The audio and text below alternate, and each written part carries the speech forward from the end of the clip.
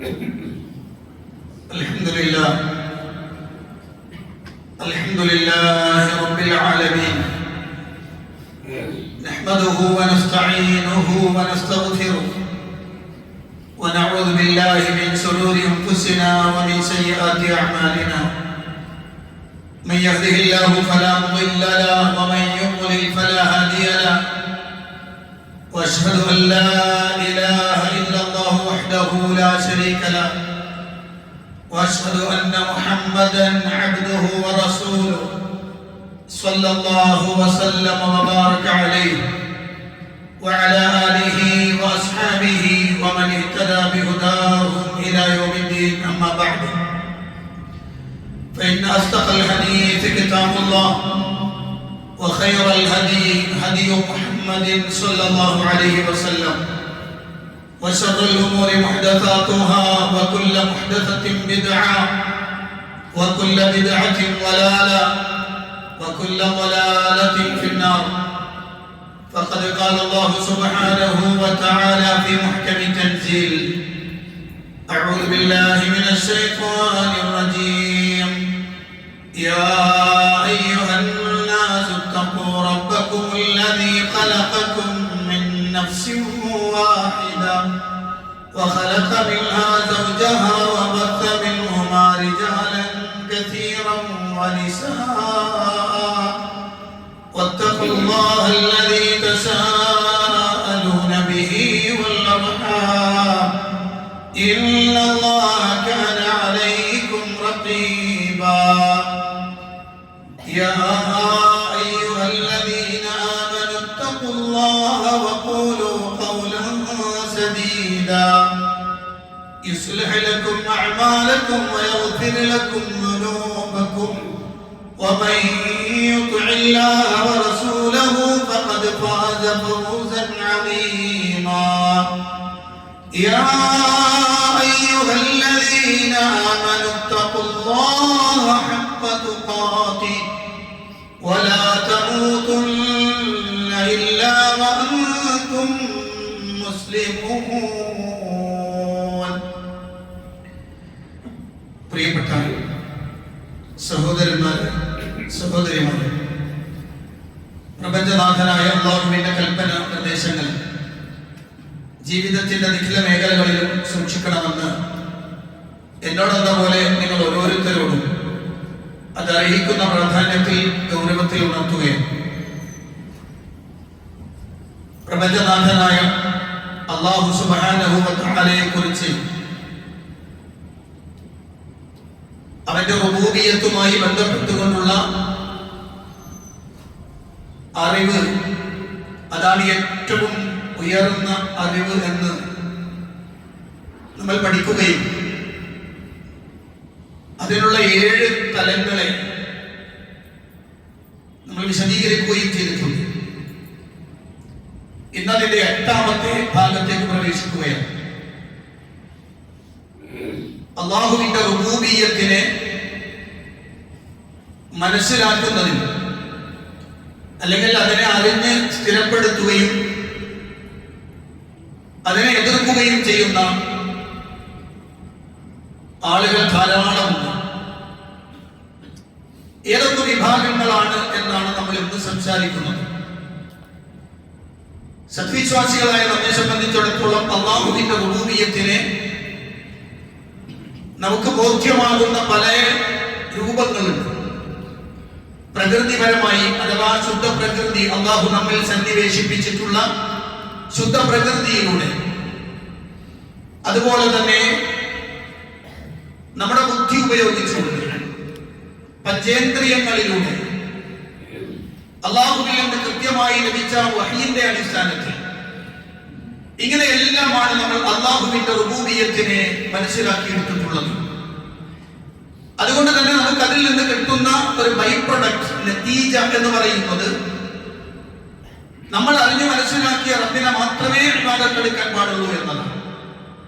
എന്ന് മാത്രമല്ല, ആ പ്രപഞ്ചനാഥനെ അവൻ സ്ഥിരപ്പെടുത്തിയിട്ടുള്ള നാമങ്ങളും വിശേഷണങ്ങളും അതിനെ അതിൻ്റെതായ അർത്ഥത്തിൽ തന്നെ അള്ളാഹുവിന് വകവെച്ചു കൊടുക്കണം എന്നതും നമ്മൾ മനസ്സിലാക്കിയിട്ടുള്ള വിഷയമാണ്. അതുകൊണ്ടാണ് പരിശുദ്ധ ഖുർആൻ പറഞ്ഞു വമാ ഖലഖതുൽ ജിന്ന വൽ ഇൻസ ഇല്ലാ ലിയഅ്ബുദൂൻ. മനുഷ്യവർഗത്തെയും ഭൂതവർഗത്തെയും എന്നെ ആരാധിക്കുവാൻ വേണ്ടി അല്ലാതെ ഞാൻ സൃഷ്ടിച്ചിട്ടില്ല എന്ന് അല്ലാഹു പറഞ്ഞ വാക്കിന് ലിയഅ്ബുദൂൻ എന്ന് പറഞ്ഞതിന് ലിയുവഹിദൂനി എന്നാണ്. അല്ലാഹുവിനെ ഏകനാക്കുക, അവനെ മാത്രം ഇബാദത്ത് തനിപ്പിക്കുക എന്നതിലേക്കാണ് എന്നാണ്. ലോകത്ത് കടന്നു വന്ന പ്രവാചകന്മാരെല്ലാം തങ്ങളുടെ സമൂഹത്തോട് ചോദിച്ച ചോദ്യം യാ ഖൗമി അബ്ദുല്ലാഹ് മാ ലക്കും മിൻ ഇലാഹിൻ ഗൈറുഹു. എന്റെ സമുദായമേ, നിങ്ങൾ അല്ലാഹുവിനെ ഇബാദത്ത് എടുക്കും, അവനല്ലാതെ നിങ്ങൾക്ക് ഒരു ആരാധ്യനുണ്ടോ? ഇത് പ്രവാചകന്മാരെ പഠിപ്പിച്ചതാണ്. പ്രവാചകന്മാർ അതാത് കാലഘട്ടങ്ങളിൽ കടന്നു വന്ന അവർ അഭിമുഖീകരിച്ച ജനങ്ങളോട് അവർ ചോദിച്ചതാണ്. കാരണം അല്ലാഹുവിന്റെ റുബൂബിയത്തിനെയും അല്ലാഹുവിനെ മനസ്സിലാക്കുമ്പോൾ ഖുർആൻ പഠിപ്പിച്ചിരുന്നത് ലൈസ കമിത്ലിഹി ശൈഉൻ വഹുവസ് സമീഉൽ ബസീർ. അല്ലാഹുവിനെ തുല്യമായി അല്ലാഹുവിനെ പോലെ ഒന്നുമില്ല. ലൈസ കമിത്ലിഹി ശൈഉൻ, അവനെ പോലെ ഒന്നുമില്ല. എല്ലാ കാര്യങ്ങളിലും, അവന്റെ വിശേഷണങ്ങളിൽ, അവന്റെ വഹദാനിയത്തിൽ, എല്ലാത്തിലും, അവന്റെ ഫിഇലിൽ, അവന്റെ അസ്മായിൽ, അവന്റെ സിഫാത്തിൽ, എല്ലാത്തിലും അല്ലാഹുവിനെ തുല്യമായി ഒന്നുമില്ല, ഒരു വസ്തുവുമില്ല, ഒരു ശക്തിയുമില്ല, ഒരു വ്യക്തിയുമില്ല എന്ന കണിശവും കൃത്യവുമായി അല്ലാഹു പഠിപ്പിച്ചതാണ്. അതുകൊണ്ട് തന്നെ ഇത് മനസ്സിലാക്കിയെടുക്കുന്നതിൽ അഹ്ലുൽ ഹഖിന്റെ ആളുകളല്ല, സത്യത്തിൽ അതിൽ നിരതരാകുന്ന ആളുകളല്ലാത്ത കുറെ ആളുകളുണ്ട്. ആ ആളുകൾ ആരൊക്കെയാണ്? ഒരു വിഭാഗം അവർ അല്ലാഹു സുബ്ഹാനഹു വ തആല തന്നെയാണ് റബ്ബെന്ന് വിശ്വസിക്കുന്നു. ലാ ഖാലിഖ വലാ റാസിഖ വലാ മുദബ്ബിറ ഇല്ലല്ലാഹ്. ഖാലിഖ് സത്താവായി അല്ലാഹു മാത്രമേ ഉള്ളൂ. ഉപജീവനം നൽകുന്നവൻ അല്ലാഹു മാത്രമേ ഉള്ളൂ. എല്ലാം നിയന്ത്രിക്കുന്നതും അല്ലാഹു മാത്രമാണ്. ഇങ്ങനെ വിശ്വസിക്കുന്നവരുണ്ട് ഒരു വിഭാഗം ആളുകൾ, റുബൂബിയത്ത് അംഗീകരിക്കുന്നവരാണ്. പക്ഷേ ആ റുബൂബിയത്തിന്റെ വിശ്വാസത്തിൽ നിന്ന് ലഭിക്കേണ്ടുന്ന ഇബാദത്ത് അല്ലാഹുവിനെ മാത്രമായിരിക്കുക എന്ന വിഷയത്തിൽ അവർക്ക് അബദ്ധം പറ്റിപ്പോയിട്ടുണ്ട്. ലോകത്ത് കടന്നു വന്ന ഉള്ള മുശ്രിക്കുകൾ മുഴുവനും ഇങ്ങനെയാണ്. മുഴുവൻ മുശ്രിക്കുകളുടെയും സ്വഭാവം അങ്ങനെയാണ്. അവർ അല്ലാഹുവിന്റെ റുബൂബിയത്ത് അംഗീകരിക്കുന്നുണ്ട്. ഖാലിഖ്, റാസിഖ്, മുദബ്ബിർ എല്ലാം അല്ലാഹുവാണ്. പക്ഷേ അപ്പോഴും ഇബാദത്ത് അല്ലാഹു അല്ലാത്തവർക്ക് നൽകി. ഈ ആളുകളെ നന്നാക്കുവാൻ വേണ്ടിയാണ് കാലാകാലങ്ങളിൽ പ്രവാചകന്മാർ വന്നത്. പരിശുദ്ധ ഖുർആനിൽ അല്ലാഹു പറഞ്ഞത് കാണാം, വലഖദ് ബഅത്നാ ഫീ കുല്ലി ഉമ്മത്തിൻ റസൂലാ അൻ ഇഅ്ബുദുല്ലാഹ വജ്തനിബുത് ത്വാഗൂത്ത്. വലഖദ് ബഅത്നാ ഫീ കുല്ലി ഉമ്മത്തിൻ റസൂലാ. എല്ലാ സമൂഹങ്ങളിലേക്കും നാം പ്രവാചകന്മാരെ നിയോഗിച്ചിട്ടുണ്ട്.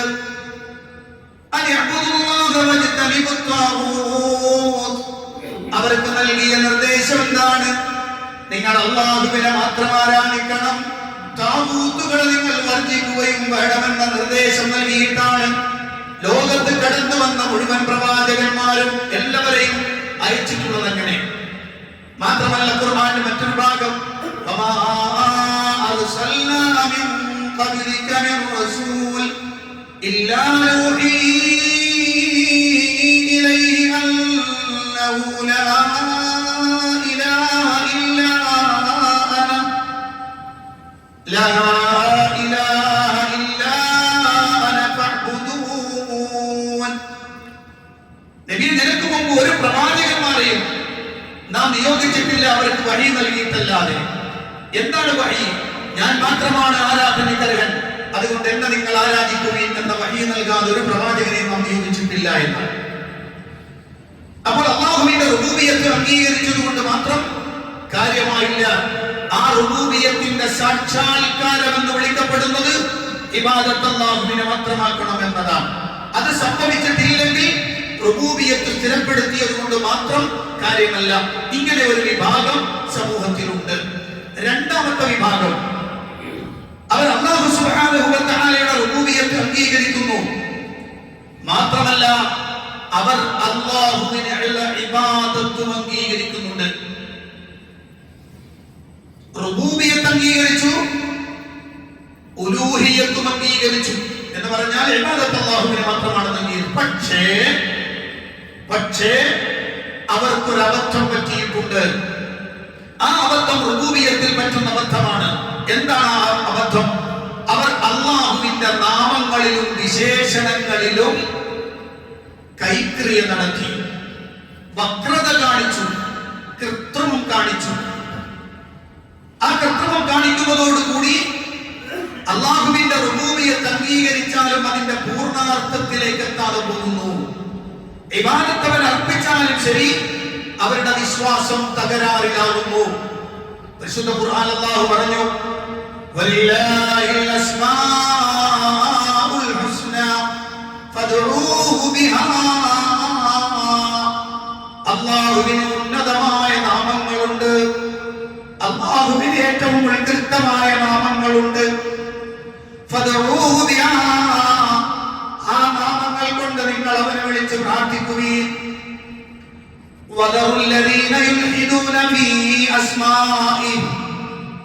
അല്ലാഹുവിന്റെ നാമങ്ങളിൽ വക്രത നടത്തുന്ന ആളുകളെ നിങ്ങൾ വിട്ടുകളയുകയും ചെയ്തോളൂ.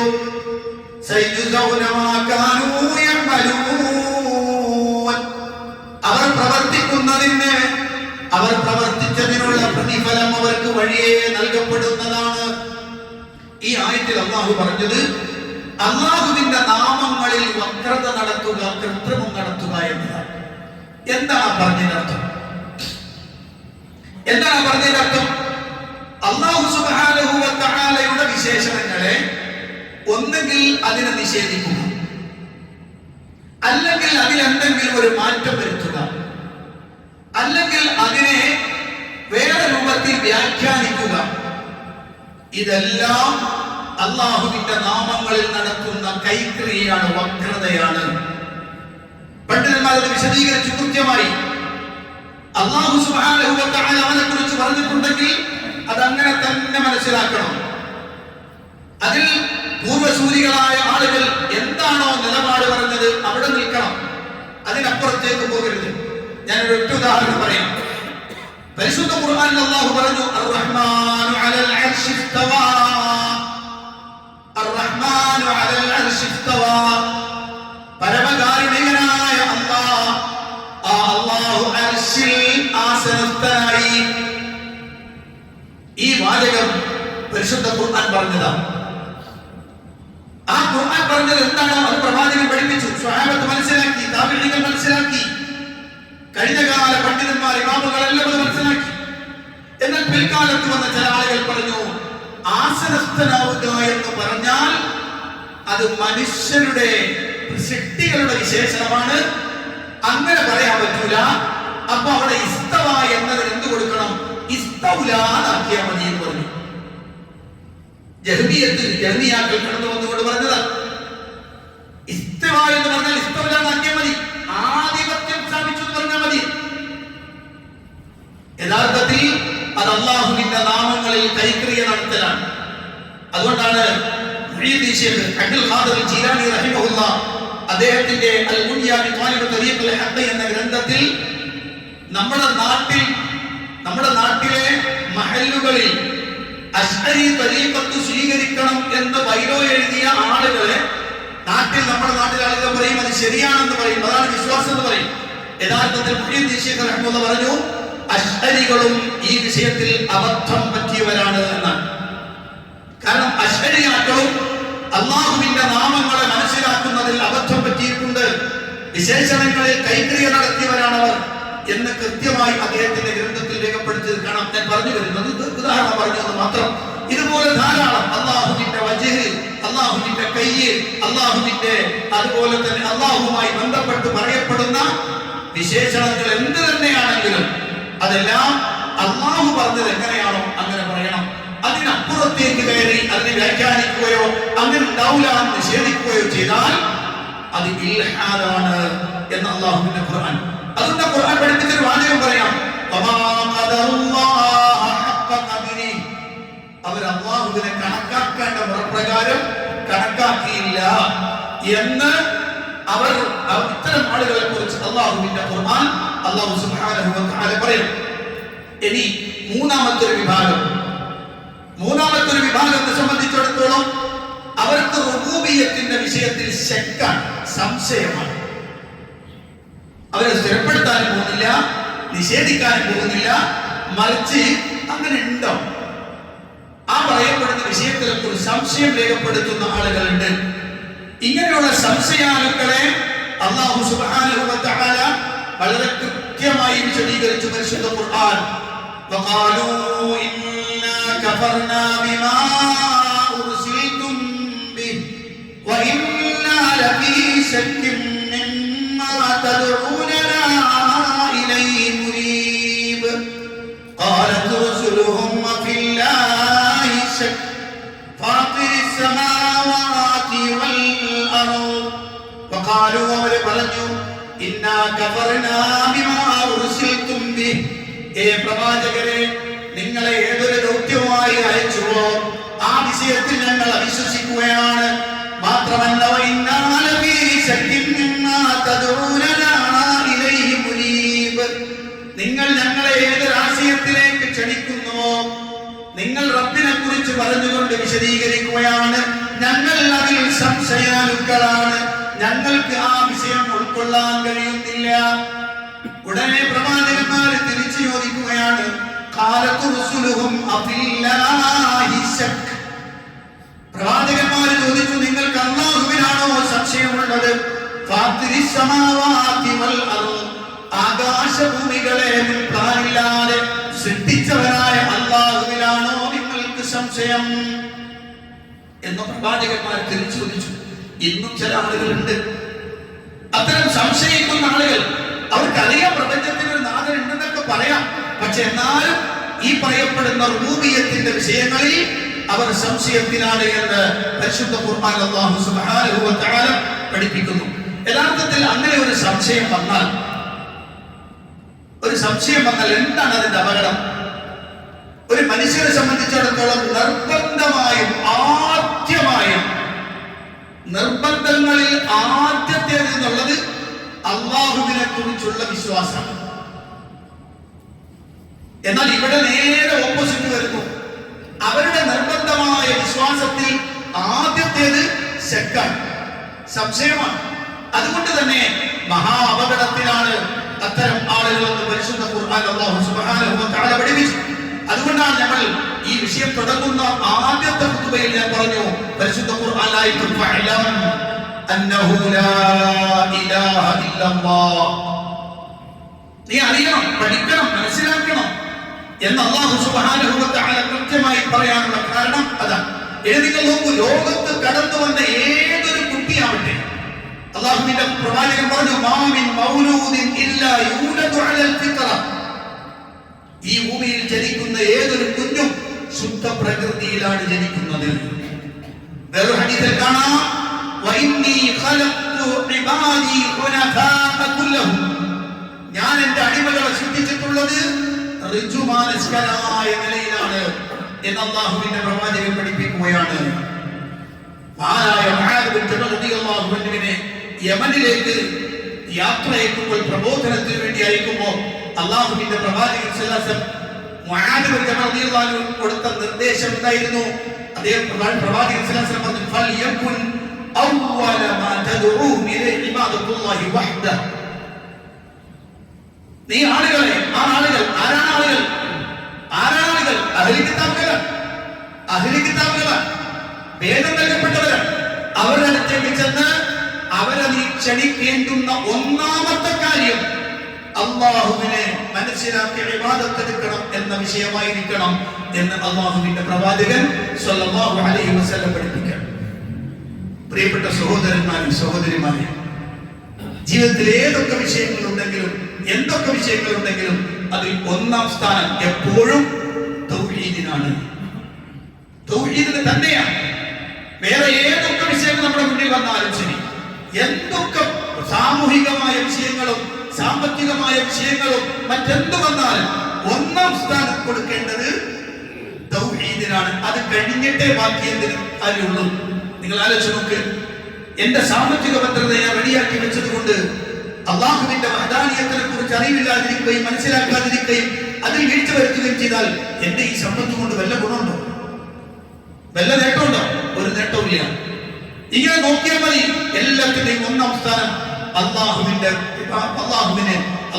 വഹ്ദാനിയത്തിനെ മനസ്സിലാക്കുന്നതിനാണെന്നാണ്. ഇനി അടുത്തൊരു വിഭാഗം, അവർ അള്ളാഹുവിന്റെ റുബൂബിയത്തിനെ തന്നെ നിഷേധിച്ചവരാണ്. റബ്ബിന്റെ റുബൂബിയത്തിനെ തന്നെ നിഷേധിച്ചവർ. ആ ആളുകൾ വാദിക്കുന്ന ഒരു വാദം എന്താണെന്ന് വെച്ചാൽ, പ്രപഞ്ചനാഥനായ റബ്ബിനെ കുറിച്ച് അവർ പറയും എങ്ങനെ, അള്ളാഹു ആണ് സൃഷ്ടിച്ചത്, പക്ഷെ ഇപ്പോൾ അള്ളാഹുവിന്റെ പണി എന്താ, വെറുതെ ഇരിക്കലാണ്. അള്ളാഹ് സൃഷ്ടിച്ചു, എന്നിട്ട് എല്ലാത്തിനും വേണ്ടിയിരുന്നു അള്ളാഹു എന്നിട്ട് വിട്ടുകൊടുത്തു. ഇനി ഓരോരുത്തർക്കും തോന്നുന്നത് പോലെ എല്ലാ കാര്യങ്ങളും അങ്ങനെ വന്നോട്ടെ എന്ന് വിശ്വസിക്കുന്ന ചില ആളുകളുണ്ട്. യഥാർത്ഥത്തിൽ അല്ലാഹു സുബ്ഹാനഹു വ തആല സൃഷ്ടികളെ സൃഷ്ടിച്ചു വെറുതെ വിടുകയല്ല ചെയ്തത്, മറിച്ച് ഓരോ നിമിഷാർദ്ധത്തിലും അതിനെ നിയന്ത്രിച്ചു കൊണ്ടിരിക്കുന്നവനും അല്ലാഹുവാണ്. അങ്ങനെ കൂടി വിശ്വസിക്കണം. ഓരോ ഘടകങ്ങളിലും ഇടപെടുന്നുണ്ട് അല്ലാഹു. പരിശുദ്ധ ഖുർആൻ അല്ലാഹു പറഞ്ഞാണ്, വശംസു വൽ ഖമറ വൻ നുജൂമ മുസഖഖറാത്തിൻ ബിഅംരി അലാ ലഹുൽ ഖൽഖു വൽ അംറു തബാറകല്ലാഹു റബ്ബുൽ ആലമീൻ.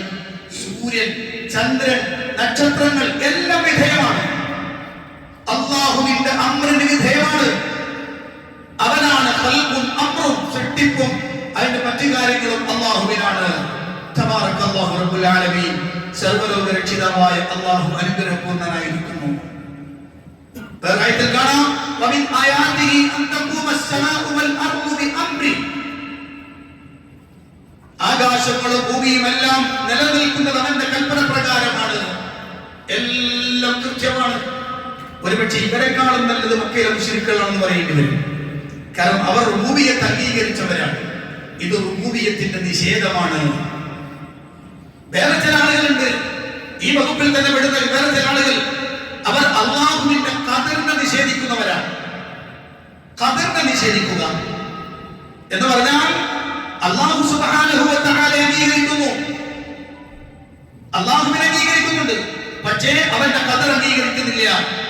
അപ്പൊ എന്താ, ഓരോരുത്തരും ഇവിടെ എന്ത് സംഭവിക്കുന്നതും അതത് ആളുകളുടെ പ്രവർത്തന ഫലമായിട്ടാണ് എന്ന് അവർ വിശ്വസിക്കുന്നു.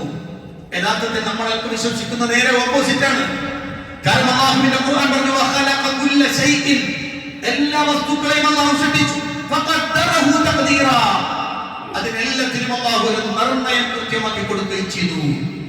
എല്ലാം അല്ലാഹുവിന്റെ തഖ്ദീർ അനുസരിച്ചാണ്. അതുകൊണ്ട് തന്നെ വിശ്വാസികളായ നമ്മൾ വിശ്വസിക്കുന്നു, വമാ അസ്വാബ മിൻ മുസീബത്തിൻ ഇല്ലാ ബിഇദ്നില്ലാഹ്. എന്തൊരു വിപത്ത് ഇവിടെ സംഭവിക്കുന്നു, ഒരു മുസീബത്ത് വരുന്നു, അത് അല്ലാഹുവിന്റെ അനുമതി പ്രകാരം മാത്രമാണ് എന്ന് പരിശുദ്ധ ഖുർആൻ അല്ലാഹു പഠിപ്പിക്കുകയാണ്. അപ്പോൾ അല്ലാഹുവിന്റെ ഖദർ, അല്ലാഹുവിന്റെ തീരുമാനങ്ങൾ എല്ലാ സന്ദർഭത്തിലും അല്ലാഹു ഇടപെട്ടുകൊണ്ടിരിക്കുന്നു എന്ന വിഷയവും കൃത്യവും വ്യക്തവുമായി പഠിക്കണം, മനസ്സിലാക്കണം. അതിനെ നിഷേധിക്കാൻ പാടില്ല. എന്നാൽ റുബൂബിയത്ത് അംഗീകരിക്കുന്നു, അല്ലാഹുവിനെ വിശ്വസിക്കുന്നു എന്ന് പറയുന്ന ആളുകൾ തന്നെ ഇതിനെതിരായി പ്രവർത്തിക്കുന്നത് നമുക്ക് കാണാൻ കഴിയും. അല്ലാഹു സുബ്ഹാനഹു വ തആല അതിനെ അറിഞ്ഞ് മനസ്സിലാക്കി പോരാത്തെടുക്കാനുള്ള തൗഫീഖ് നൽകുമാറാകട്ടെ.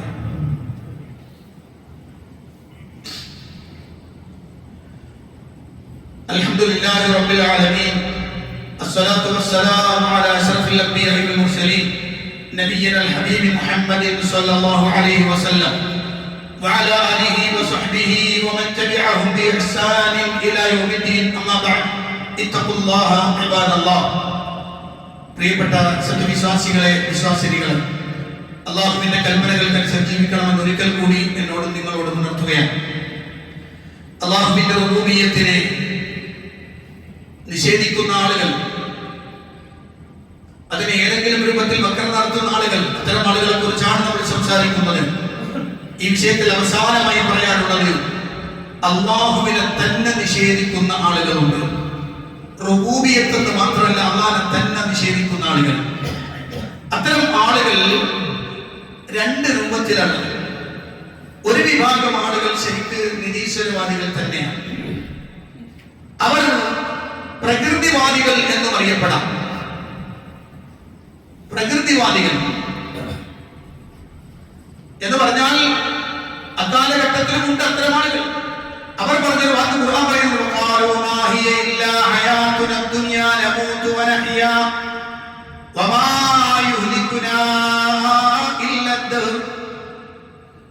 ദുനിയാവ്. നമ്മൾ ജീവിച്ചുകൊണ്ടിരിക്കുന്ന ദുനിയാവ്. ഇതിൽ നമ്മൾ ജീവിക്കുന്നു, മരിക്കുന്നു, അങ്ങനൊക്കെ സംഭവിച്ചുകൊണ്ടിരിക്കും. അതൊക്കെ ഒരു പ്രകൃതിയുടെ കളി. നമ്മളെ നശിപ്പിക്കുന്നത് പ്രകൃതി അല്ലാതെയല്ല എന്ന് പറഞ്ഞാൽ അതൊരു പ്രകൃതിയുടെ വികൃതി. ഇന്ന് നമ്മൾ കേൾക്കുന്ന ഈ വാക്കുകൾ, ഇത്തരം പറയുന്ന ആളുകൾ ഒരുപക്ഷെ മുസ്ലിം നാമധാരികൾ തന്നെയുണ്ട്. അതൊക്കെ ഒരു പ്രകൃതിയുടെ വിളയാട്ടം അല്ലല്ല. പ്രകൃതിയുടെ വിളയാട്ടം എന്നല്ല, ആ പ്രകൃതി നിശ്ചയിച്ചവന്റെ തീരുമാനമാണത്. അപ്പൊ ഇങ്ങനെ പറയുന്ന ചില ആളുകളുണ്ട്. ഇതിന്റെ ഖുർആൻ പറഞ്ഞറിയോ, അവർക്ക് ഈ വിഷയത്തിൽ ഒരു വിവരവുമില്ല. അവർ ചില ഊഹാപോഹങ്ങളുടെ അടിസ്ഥാനത്തിൽ സംസാരിക്കുകയാണ്.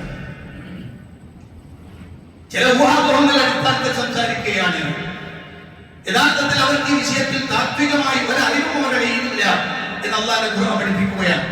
അപ്പോ പ്രകൃതിവാദികളെ അഥവാ ഇതൊക്കെ സാധാരണ അങ്ങനെ ഉണ്ടായി വന്നതാണ് എന്ന് വിശ്വസിക്കുന്ന ആളുകൾ, ഇതിൽ തന്നെ പെട്ട വേറെ ചില ആളുകളുണ്ട്. അവരാരാ? അവര് യാദൃച്ഛ്യവാദികൾ എന്ന് പറയാം. ഇതൊക്കെ ഒരു യാദൃച്ഛികമാണ്. എങ്ങനെ ഇവിടെ ഭൂമിയിൽ ജീവൻ ഉണ്ടായി? അത് യാദൃച്ഛികം. എങ്ങനെയാണ് ആകാശം? അത് യാദൃച്ഛികം. ഇങ്ങനെയൊക്കെ യാദൃച്ഛികമാണ് എന്ന് പറയുന്ന ചില ആളുകളുണ്ട്. എന്നാൽ കാലങ്ങളേറെ 50 കൊല്ലമായി ഞാനിവിടെ ജീവിച്ചുകൊണ്ടിരിക്കുന്നു. 50 കൊല്ലമായി, ഒരുപക്ഷെ നിങ്ങൾ 60, 70 കൊല്ലമായവരുണ്ട്, 40 കൊല്ലമായവരുണ്ട്, 20 കൊല്ലമായവരുണ്ട്. ഏതെങ്കിലും നമ്മളുടെ കണ്ണിൽ, നമ്മുടെ അറിവിൽ ഏതെങ്കിലും ഒരു വസ്തു യാദൃച്ഛികമായി ഉണ്ടായി എന്ന് പറയാൻ പറ്റിയിരുന്നോ? ഈ ജീവിതത്തിൽ എപ്പോഴെങ്കിലും കണ്ടിട്ടുണ്ടോ? എപ്പോഴെങ്കിലും ഒന്ന് ഇതൊക്കെ യാദൃച്ഛികമായി ഉണ്ടായി എന്ന് പറയാം. അങ്ങനെയാണെങ്കിൽ യാദൃച്ഛികമായി ഉണ്ടാവാൻ നിൽക്കാൻ പാടില്ലല്ലോ. അത് ഉണ്ടാവണ്ടേ?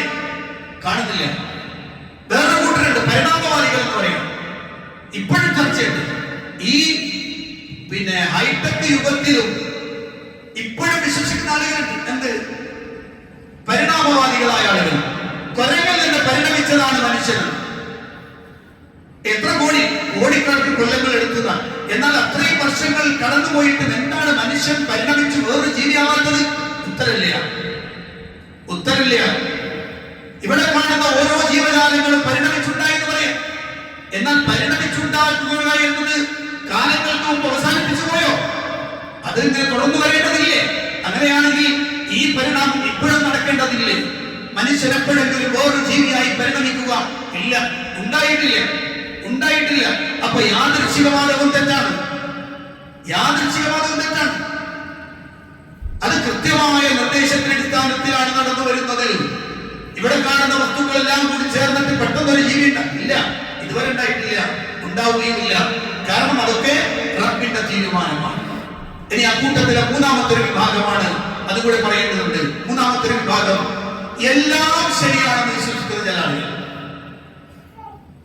എല്ലാം പറയുന്നത് ഒന്ന് തന്നെയാണ് എന്ന് പറഞ്ഞാൽ ശുദ്ധ പ്രകൃതിയിൽ സ്ഥാപിക്കപ്പെട്ട, അതിൽ കൃത്യമായി വിശ്വസിക്കപ്പെടുന്ന പരിശുദ്ധ ഇസ്ലാമിന്റെ ആശയം അഥവാ പ്രപഞ്ചനാഥനായ റബ്ബിന്റെ റുബൂബിയ്യത്തും ഉലൂഹിയ്യത്തും അസ്മാഉ സിഫാത്തും കൃത്യവും വ്യക്തവുമായി പഠിപ്പിക്കുന്ന ഖുർആനും അതേ റുബൂബിയ്യത്തിൽ പങ്കുചേർക്കപ്പെടുന്ന വിശ്വാസം പഠിപ്പിക്കപ്പെടുന്ന ആശയവും രണ്ടും തുല്യാണെന്ന് പറഞ്ഞെന്തയ്യാ? അവരെ സംബന്ധിച്ചിടത്തോളം അവരെ മുന്നിൽ ഒറ്റ കാര്യമുള്ളൂ. എന്ത്? എല്ലാ സമൂഹങ്ങളും എല്ലാവരും എന്ത് ചെയ്യാം? ദുനിയാവിൽ ഭംഗിയായി ജീവിച്ചു പോവുക എന്നത് മാത്രമാണ്. ബാക്കിയൊക്കെ വേറൊരു രൂപത്തിലേക്ക് വ്യാഖ്യാനിക്കുക. അങ്ങനെ വരുമ്പോ എല്ലാം അതിനെയാണ് ഒറ്റ വാക്കിൽ പറഞ്ഞാൽ സർവമത സത്യവാദം എന്ന് വിളിക്കപ്പെടുന്ന രാശിയം. അതും ഒരു വിശ്വാസിക്ക് അംഗീകരിക്കാൻ പറ്റില്ല. മതങ്ങളുടെ കൂട്ടത്തിൽ പലതിലും നന്മകളും നല്ല തത്വങ്ങളും ഉണ്ടാവാം, സംശയമൊന്നുമില്ല. പക്ഷേ എല്ലാം ഒരേ ആശയമാണെന്ന് അത് പറയാൻ പറ്റില്ല. കാരണം എല്ലാം വ്യത്യസ്തമാണ്, വ്യത്യസ്ത ആശയങ്ങളാണ്, വ്യത്യസ്ത വിശ്വാസധാരകളാണ്, വ്യത്യസ്ത കർമ്മമേഖലകളാണ്, വ്യത്യസ്ത ആചാര മേഖലകളാണ്. അതെല്ലാം അതിന്റെ വ്യത്യസ്തതയിൽ അങ്ങനെ നിൽക്കും. എല്ലാം ഒന്നാണ് എന്ന് പറയാൻ പറ്റുകയില്ല. കാരണം ചില ആളുകൾ അത്തരം വാദഗതികളുമായും രംഗത്ത് വന്നിട്ടുണ്ട്.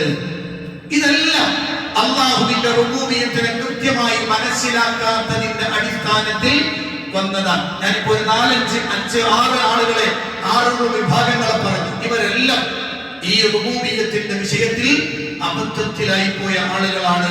അവർക്ക് ആ വിഷയത്തിൽ അബദ്ധം സംഭവിച്ചിട്ടുണ്ട് എന്ന് പരിശുദ്ധ ഖുർആനും തിരുസുന്നത്തും വെച്ച് നോക്കുമ്പോൾ നമുക്ക് മനസ്സിലാവുകയാണ്.